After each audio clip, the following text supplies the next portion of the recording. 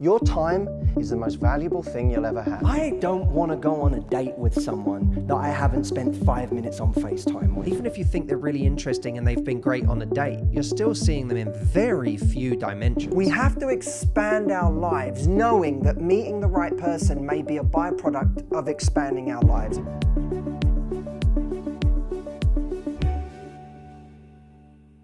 Why do guys pop up from time to time, send you a little message, and then disappear again? It's not that hard, is it, really? There's a kind of narcissism that makes us as human beings, and let's face it, not just men, reach out to someone, not for them, but for us. Because we're bored, because we're lonely, because in that moment, we're craving some attention and we want to feel attractive. So if I can reach out to you and say something that gets me a compliment back, or just the compliment of knowing that you will text me back and that you are still thinking of me, that gives me the validation I need to then carry on with my day. And that's what happens all the time. Why does he disappear again after coming back out of nowhere and reigniting your interest? Because once he got your interest, he got the validation he needed. And then he went back to his life. He didn't need it anymore after that. Look, I know you want closure on why guys have this kind of behavior, but I think it's much more important that we get closure on why you respond to this kind of behavior. Here's why interacting with MPI guy can be so toxic. You have this guy who is showing no potential. Now you may ask, how is he showing no potential? He does text me once in a while. That's the point. He's showing you that this is the best he's got to give you right now. Now by focusing on this guy, you're not focusing on these guys, i.e. the rest of the world. These guys show more potential than the other guy, even though you've never met them, because at least you don't know yet with them. If this guy is the right guy here, and you have to get through these to get to him, you're never gonna get there because you're stuck on this guy that's spending 3 to 6 months of your life wasting your time with the minimum possible investment. And you may say, yeah, but that guy, he texts me once a month or once every couple of weeks or whatever, and maybe we see each other once in a while. That's not wasting that much of my time. It is, because even though he may not be spending much time with you, you're spending a hell of a lot of your time with him in here. There's a kind of myopia that comes from focusing on one guy. When you're interested in one guy, when you're attracted to that one guy, you don't want to go out and meet lots of others. You don't want to interact with somebody else. So if your dream guy is here and you're wasting time with this guy, you don't get there quick enough in your lifetime to meet him. What I want to get you to do is ruthlessly cut these guys quicker. So as soon as you meet a guy and he's not giving you what you want, he's showing you that he's low investment, he's flaky, he comes in and out of your life, you get rid of him. And you can do that over and over again. The women who make the most progress in their love lives, the women who actually end up meeting the right guy, are not necessarily the women who are most talented at selecting the right guy. They're the women who are the most ruthless in getting rid of the wrong guys so that they don't waste their time with them. So the next time this guy sends you some bullshit emoji out of nowhere, or dare I say it, a half-nude pic, how about you set yourself the challenge of doing nothing? Hey Jay, check your phone. Is that your calf? Leg day, bruh. I'm not responding to that. He passed the test. Look, if you must text this guy back, I have a program that will show you how to do it. It's called How to Talk to Men. Many of you have it. You know, it's brilliant. But you know what I'd rather you use that program for? I'd rather you use it to talk to all of these guys.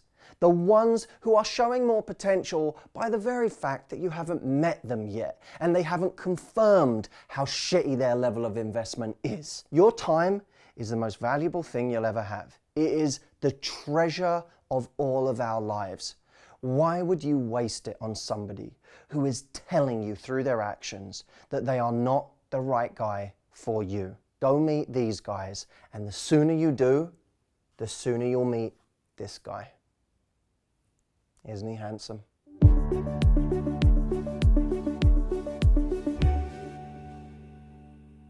There is a premium to meeting someone in person, because if I meet you right now, and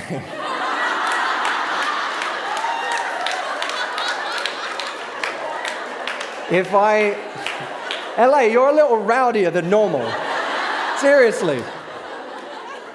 If I meet you in person, you already have done a bunch of calculations.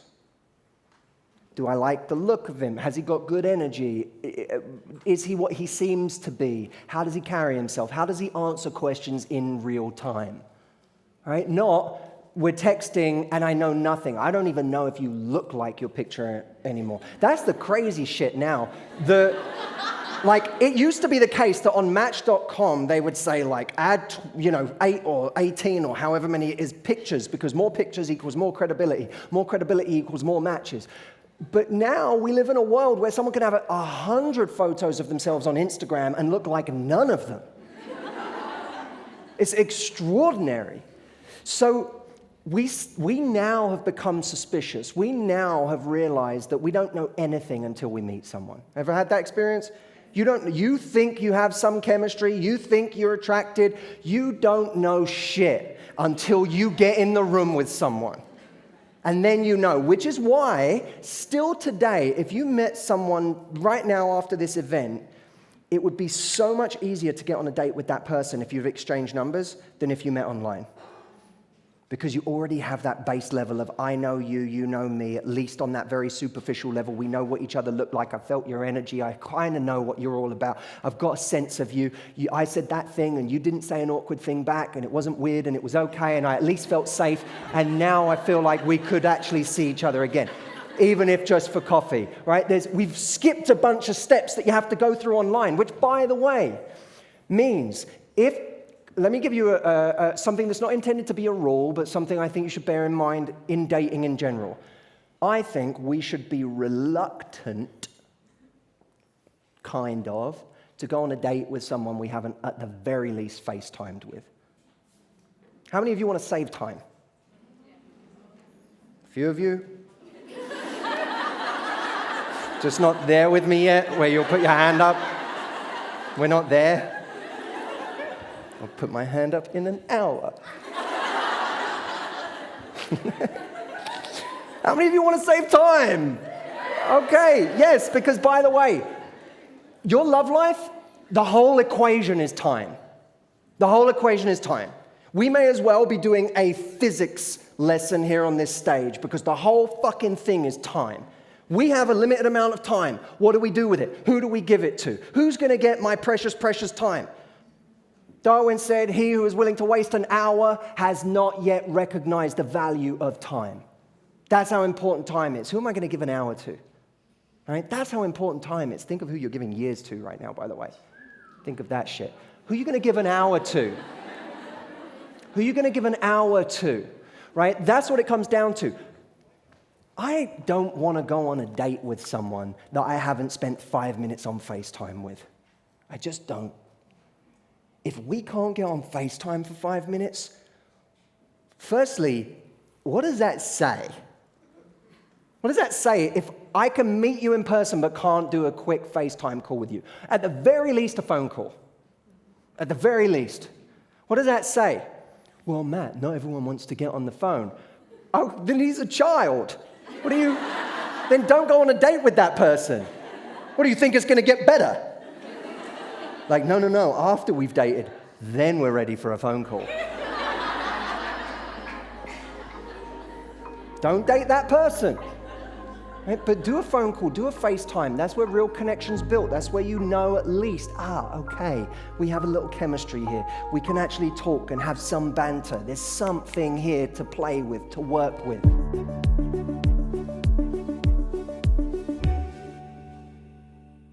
Because this is a claim I think a lot of people make when they say, this always happens. I show interest and they disappear. That would be to suggest that showing interest itself is inherently unattractive. Right. And it would be hard to argue the truth of that statement. It leads to those stalemates of no one wants to take one step forward or put themselves on the line because they think, I'm going to lose the chess game if I show any interest. Right. So I think we should almost break this down into what are the causes of someone losing interest once we show our interest? What categories could that phenomenon fall into? I'd like to start, and I'm wondering what you think of this, Steve, with the simple idea that some people are not looking for what you're looking for, or are unhealthy emotionally. Yes. So those are two separate things. They're not necessarily the same thing, but let's just start with those two things. What are your thoughts on those two, Steve? Yes, I agree. So the first one may be that once you show a level of interest that freaks them out, they realize, oh, I don't want to commit to this person this much. I was attracted to them. I was having fun with them. I was enjoying dating, but they're really into me. And they might be like, I'm backing off now because I've gotten in too deep, or I don't want to go where this person's taking me. I think that is a real phenomenon that happens to people. That's exactly right. So you can't, that you can't make that a personal issue. You just have to say some people are not ready for a real relationship, and that's why they're backing off when they realize that I am ready for a real relationship. And we have to start seeing that as a positive, not a negative. That if I learn that someone doesn't want a real relationship and that makes them go away, well, how was I going to get them to stay? By pretending I didn't want a real relationship? All that means is I'm deferring my hurt to some time down the road when I finally admit that I want more. And then guess what? You're going to get the exact same answer, which is I'm scared. I don't want more. I didn't sign up for this. And the truth is about that guy is that he may have already felt that way from the very beginning of you dating. It's not that you brought it up and suddenly showed too much interest and now he's like, I'm out. He may have never planned to take things further, but it's only because you prompted the conversation. So in that sense, that he's now backing off. In that sense, what you're experiencing is just a revealing of what someone's intentions have been all along. So we can kind of rule that out as not just something not to feel bad about, but actually a good thing. That you should feel proud of yourself in the moments where you showing a greater interest reveals that someone has no intention of making something more of this situation with you. Mm-hmm. Though there is something that doesn't fall into that category, which is when you bringing up your interest in someone, when you showing more interest, actually does have an effect on them. It does repel them. And this is the case of someone being emotionally unhealthy themselves. Yes. So in this situation, there's different ways of looking at it. One is someone else having issues with themselves, low self-esteem, they don't prize themselves highly, they haven't truly accepted themselves. So this can create one of a couple of effects. And it can also be the beginning bit, right? The very early moment where you show a bit of interest on like Tinder or something and someone's like, oh no, this person's too easy. Like they're always looking for the difficult to catch fish. And someone who likes them is like, oh, they want me too easily. Like they must be lower value than I am. Yes. So I think this is some distinctions have to be made, because that's definitely a phenomenon. I see this kind of being a couple of different things. You have the person who doesn't actually think a lot of themselves. So this is I'm hideous. So if you like me, you must be hideous effect. Groucho Marx. Right. I wouldn't want to belong to any club that would have someone like me as a member. Exactly. So this is the kind of self-loathing phenomenon. I don't like myself. I don't value myself. So if you like me, then you must not have much value. I wanted to let you know that if you're enjoying this subject matter, we have a free guide on exactly this that's super practical. It's at the website whyhe'sgone.com. This free guide outlines the 5 reasons why someone may disappear when you show your interest. Go to whyhe'sgone.com and I'll see you over there.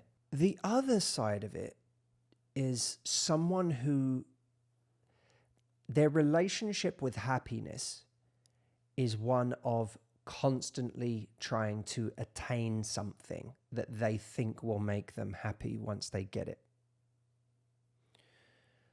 A simple example of this in commercial terms is, why does American Express have a platinum card?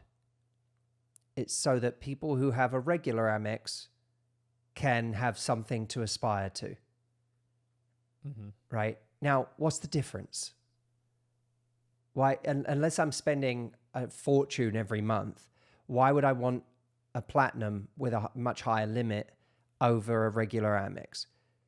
Because I think that something about having that platinum card in my wallet is going to make me happier. Now I've got the platinum card. And Amex says, by the way, did you know Jay-Z has a black card? He has an Amex black card. Don't you want the black card? And you go, wait, what's that one? And they go, oh, it's a super special Amex we have. There's very few people who have it. And now you want that one. Why? Is it going to change your life? On some level, we must think, that's going to make me happier. If I could just get that one. And you can guarantee that after that, by the way, Amex, there probably is some super special Amex that us mere mortals don't even know about. Some sort of Amex club that Jay-Z's trying to get into. It's just Bezos and Elon Musk, and that's it. But when you hear about that club, you go, oh, I want to be in that club. Because what it's really about is this obsession with attainment. This obsession with, I need something else. I think that's going to make me happier. That line in Hamilton, I'll never be satisfied. It's that feeling of, that phrase is very, very powerful. I'll never be satisfied. I'm always looking for the bigger thing, the better thing, the more exclusive club.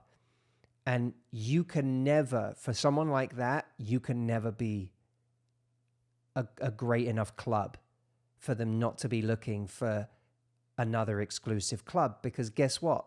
The moment you show interest in a person like that, you're no longer the exclusive club. The moment you show interest to a person like that, you've accepted them. And acceptance is a turnoff for them. Mm.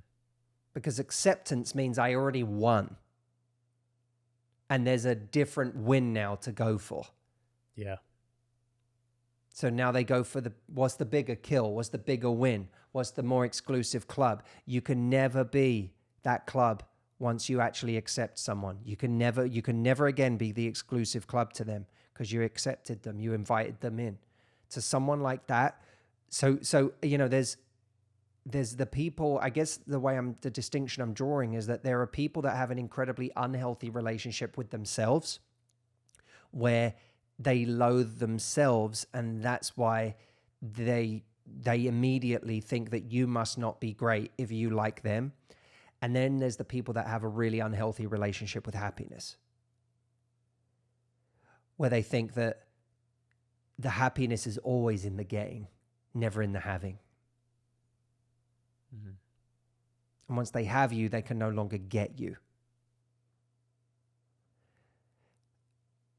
That's one group. Now, we also shouldn't be worried about scaring off someone like that.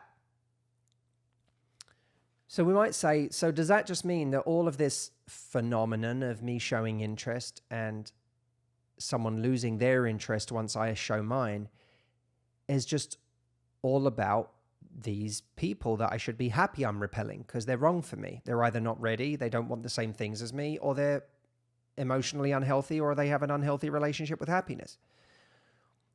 Maybe. But there is another category. Yes. And this is the one where we have to look at ourselves. Yes. This is the self-reflective part of this equation, which is perhaps one of the reasons I'm losing interest when I'm showing interest is in the manner in which I show interest. So Yeah. let's talk about that, Steve. I'm curious to know what your thoughts are on this.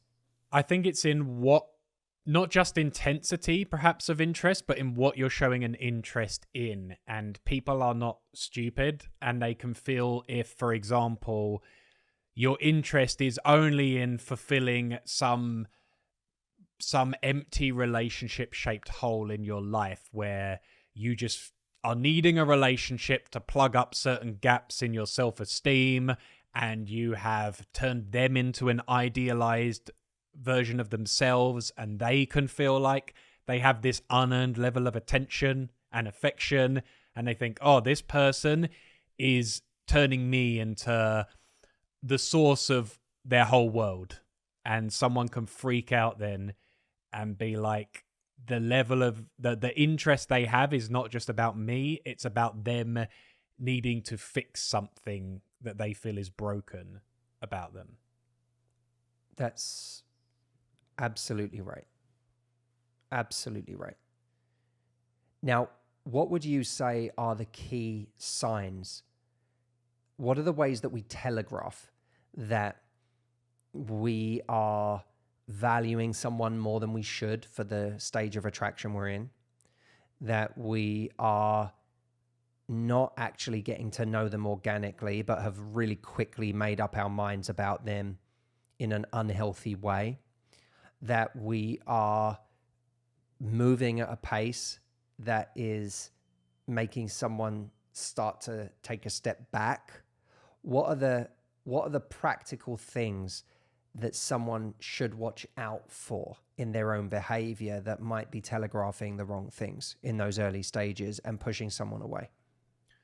I think it's perhaps the way what you are deciding about them early on. If you are not looking at their behavior, but you are just so bowled over and bought into them really quickly before they've actually had any time to prove to you why they would be a great boyfriend, or why they really, really care about you, and they're not prioritizing you yet in your life, but you're living for them. You find yourself dropping things that would otherwise have been important to you for them. Suddenly your work is a backseat. Suddenly your friends are a backseat. And if you know you have that tendency to just suddenly start dropping things, I think that's a warning sign.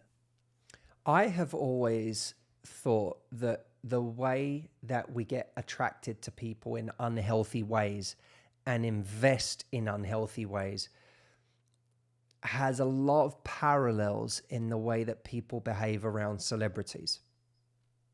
Yeah. When we have a favorite celebrity, we often like them or admire them for some pretty one-dimensional reasons, right? Your favorite musician you really like probably because they're really great at being a musician. They play that guitar really well, or they have an amazing voice, or you really like their songs. Your favorite actor you like because they play a role really well in a movie. They're a great actor. This has almost nothing to do with who they are as a person, because you don't know who they are as a person.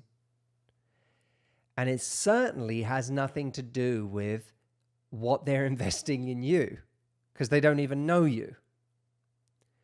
And yet, when someone meets their favorite celebrity, What celebrities are used to is that that person falls over themselves to try to meet that celebrity, impress them.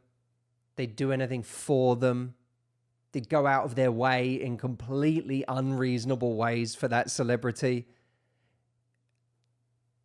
So what's that really about? It's about overvaluing this quality in a person and deciding how much we like them when we really have no idea who they even are. Now, let's bring it back to people's love lives for a moment. People could say, well, I've seen this person like 2 or 3 times now, and it's not just their looks. I really like them.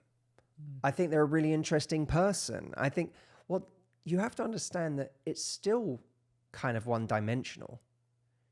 Even if you think they're really interesting and they've been great on a date, you're still seeing them in very few dimensions.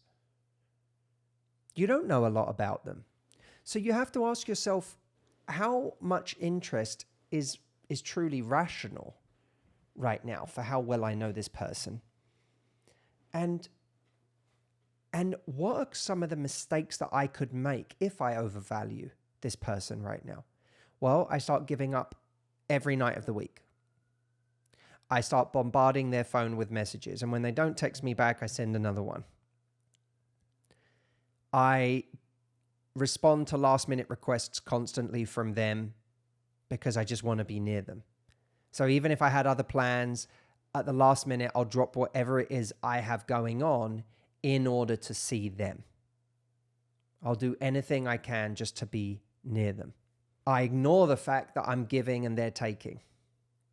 That they're just taking and taking and taking. I'm just giving because I just want to get closer and closer and closer.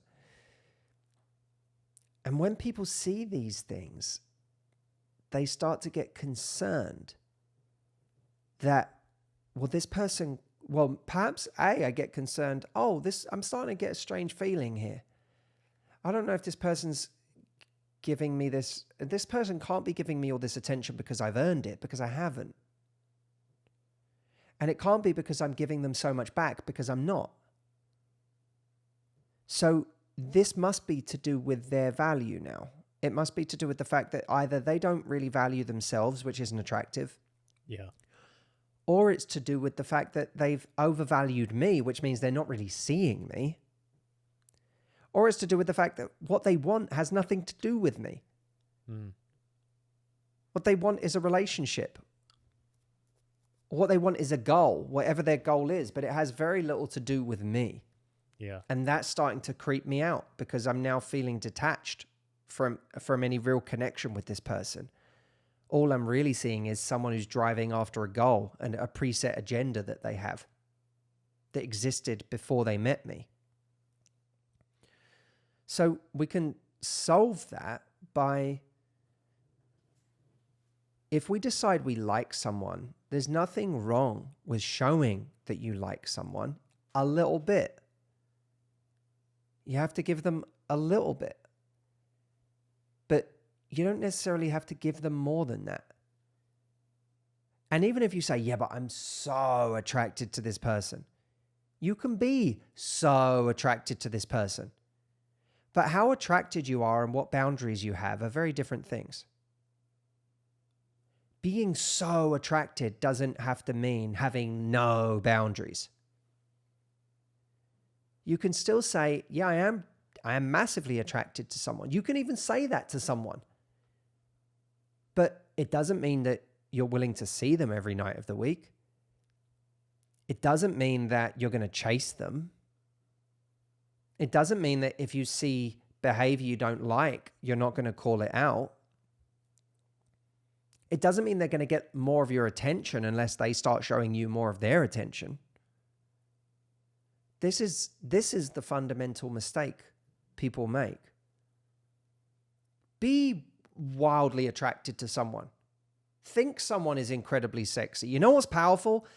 Someone knowing that you think they're incredibly sexy and attractive, and also knowing that that has no effect on your behavior when it comes down to what choices you make.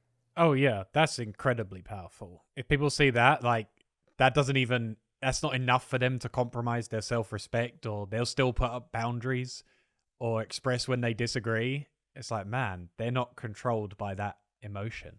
And that's what makes someone a powerful person is, oh, you're not going to override your own, what's good for you because you're attracted to me. And that doesn't mean that someone needs to know all of the ways that you're really attracted to them right now. They can get to know that a little more slowly. But ultimately, it's about measuring, it's about seeing everything in its proper place. I can't, if I'm valuing things right, then the fact that you score a 9 for me in the physical attraction box doesn't change the fact that you're not even at a 2 yet in terms of being there for me in difficult situations or connecting with me on the deepest possible level of accepting my flaws and my darker side and who I am. How could you possibly be scoring anything on that scale right now? I haven't told you any of that stuff. I haven't even shown you the worst parts of me. I haven't even given you a chance to accept the more difficult parts of me yet. So how could I possibly know whether you're right for me on that level? I can't. So while I get to know what we could be in all of these really major categories, I may demonstrate that I like you, but that's not going to be met by an incredible amount of investment. I'm still going to give you a little bit and see if you meet me there. But if what you do when you're interested in someone is give and give and give, and then they take, and then you give, you don't wait to see if they give back, you just start giving again. Yeah. That's what starts to creep someone out. Yeah.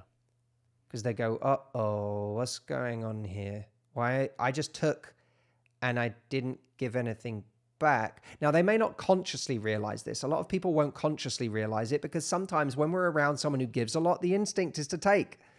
Yeah. The instinct is just to enjoy what they're giving.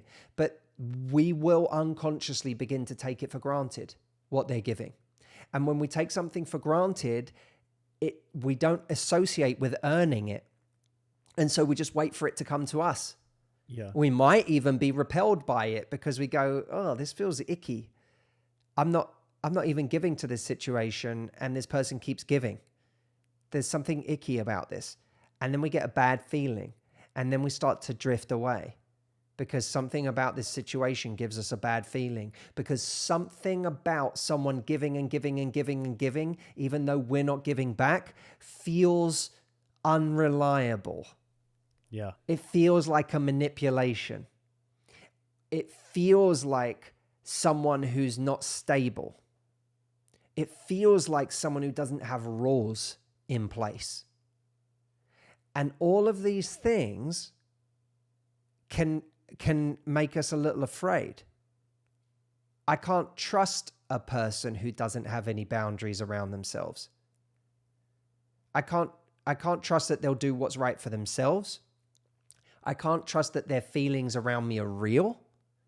Because if their feelings around me were real, they should be turned off by this. Yeah. This should have affected the situation, but it hasn't. So what are their feelings based on? Oh, there's something else going on with this person. There's some other stuff I don't know about. I'm not aware of. There's a side of this person that's not good, that's dark or unhappy or desperate or hurt or trying to fix something that has nothing to do with me. And all of that feels like, eesh. Yeah. I'm gonna push away here. And fundamentally, they don't feel like they have to raise their game around you. They're just like, it doesn't matter what I do. So I don't feel that hunger, that drive around them to be my better self. People love to buy. They hate to be sold. People love to buy. They hate to be sold. Steve, it could be an exciting thing if we were suddenly like, should we go, like, why don't we go on a shopping spree today? Let's go buy some really cool shit. Mm-hmm. And we went out with that intention. That would be exciting. If we walked through a marketplace on the very same day and people were like, come into my store, come into my store. I've got these things you're really going to like. Come, come, come. All of a sudden we'd be like, oh, get me out of here. Mm-hmm. Same thing. It's just an exchange of money. But in the latter scenario, you physically want to remove yourself from that space. When we try too hard because we like someone, they start feeling like they're being sold. We're not giving them the space to sell themselves on us. When I have an amazing date with you, and then I tell you I had a great time, but then I create some space and I see if you come forward to meet me where I am, I'm giving you space to sell yourself. I'm giving you room to miss me. I'm giving you room to think about me. And this is true on every level. This can be true within a relationship.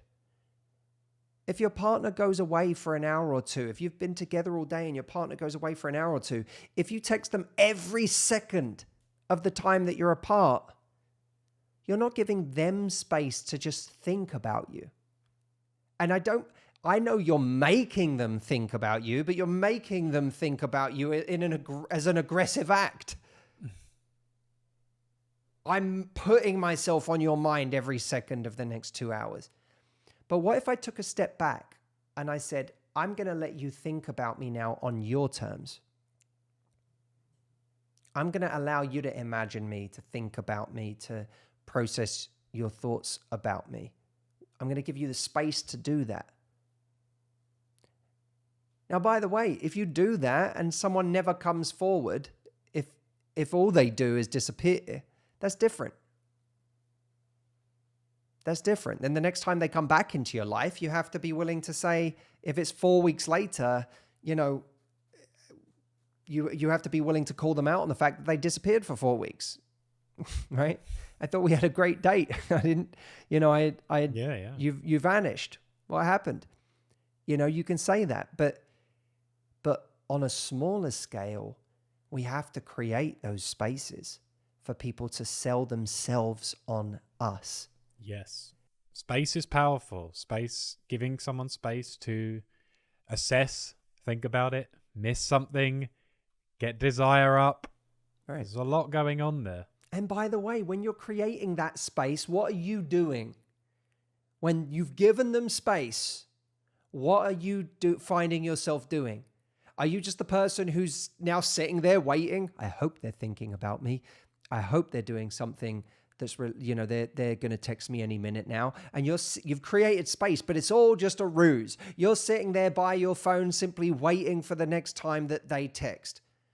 Or are you someone who is showing that you have your own life, your own things that you value? Do you have your own opinions on things? Or are your opinions just their opinions? Do you have your own sense of self? Do you have autonomy over your own happiness? A sense of self-validation? A sense of boundaries? These are the things that make someone attracted even when you're showing interest. Because I'm showing that my whole world isn't whether you like me or not. I like you, but I can move on the moment I realize you're not there with me, because I have autonomy over my life and my happiness, my moods, my direction of travel. Not in a fearful way. Not in a, you didn't text me for a day, so I just assumed you didn't like me and I'm out. That's fearful. That's another form of protectionism. I'm so guarded that the moment I even feel slightly threatened, I'm like I jump out of my skin. Right? That's not safety. That's not autonomy over my own mood, my confidence. It's, if I sense that I like you, and I have a curiosity about you and where this could go, and I've expressed an interest in seeing you again, but I'm not feeling the same thing from you. Then slowly my attention starts to find homes in, my attention returns to other things in my life. That space that little space that had opened up for that possibility begins to shift to something else.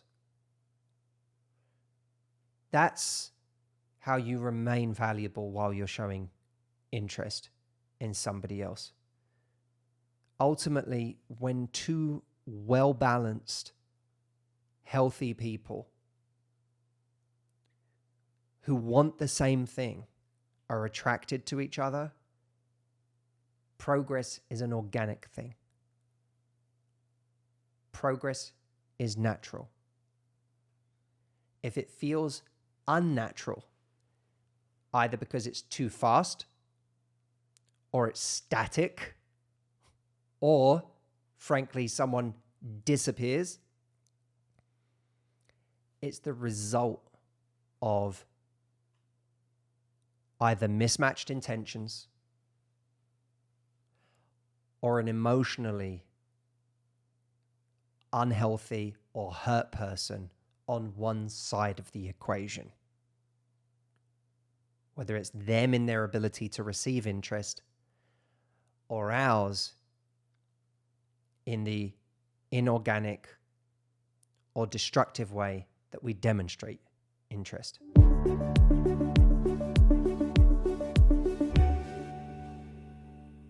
Why are so many people unhappily single? I had one of my members say to me on a webinar recently, I decided 9 months ago to start looking again for love, for a partner, and 9 months in, I still haven't met anyone. I'm starting to get frustrated. I'm starting to lose hope, and I start to wonder why I'm still doing this. And in her tone, I could tell that she was quite a goal-oriented type A person, and that because she wasn't getting the result, she was getting very frustrated. Of course, our love life isn't an area we can control in quite the same way that we can other things. We can have a huge degree of influence on the direction of our love life, but we can't control if the right person comes into our life this week or next week. We just have to keep putting ourselves in the right spot, doing the right things, and know that at some point that will be a byproduct. The challenge is how to enjoy the journey along the way whilst it's not happening. And we have to go from basing our happiness around getting the result, around meeting the person, to expanding our lives in pursuit, perhaps, or not even in pursuit of. That makes it sound like that's the only goal. We have to expand our lives knowing that meeting the right person may be a byproduct of expanding our lives. I know this isn't the greatest time in history to expand our lives when everything that's been going on in the last year has sort of contracted our lives, but that doesn't mean there aren't things we can do. We have to still look for the ways that we can be creative in expanding our lives. And I want to give you 3 potential ways of looking at this, 3 things you could do. One way to expand our lives is to look at the needs that we have to meet every week. For me, I need to meet the need for learning new things. That's like a real basic need for me, is that I want to learn more. I'm curious and I always want to be learning. I have the need to train. I like training, I like working out, I like staying in shape. So I have that need. I have the need for connection with other human beings. What's a way to meet those needs that is outside my comfort zone, or just something that I don't normally do? In January, my friend Lewis Howes, he invited me to go do that ice retreat with Wim Hof for 5 days with a group of 10 guys.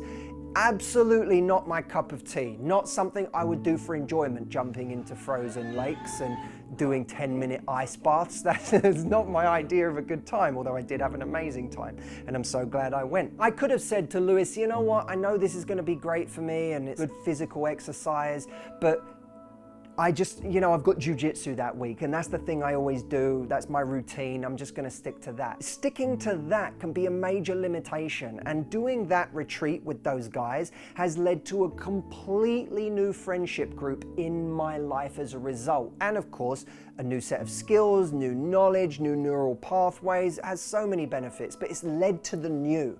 Ask yourself, what way of meeting my old and consistent needs could lead me to the new? I'm still meeting my needs, but I'm meeting them in different ways than I've become accustomed to. Number 2, start saying yes to the invites of people that you don't normally say yes to, so that you're not just hanging around the same people all the time. When that person you don't see that often says, hey, this thing's going on if you wanted to come, instead of being like, oh no, I don't know, I'm kind of busy, actually say yes. I know it's uncomfortable. I know it can be a bit difficult to go and be a part of something where you don't know anybody, but that's where new friendship groups come from.